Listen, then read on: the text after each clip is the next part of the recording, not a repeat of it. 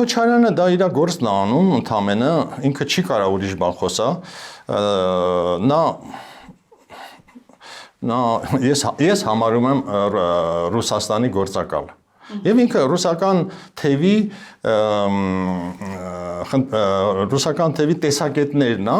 ներկայացնում Հայաստանում։ Դա իր մտքերը չեն։ Դա, ասենք, չգիտեմ, այդ ռուսական գաղտնի ծառայության բաներն են, ծրագրերն են։ Ամեն ինչով պիտի սևացնեն։ Հա, դե սևացնում ես, դե թող ես դրա համար եմ ասում։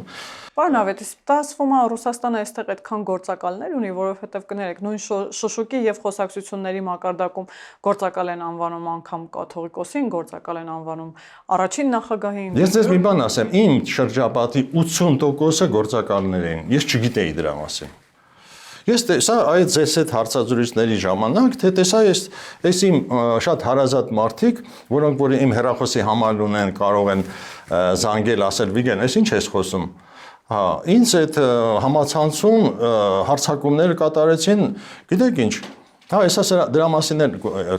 կուզեմ խոսալ այդ հարցակումների մասին։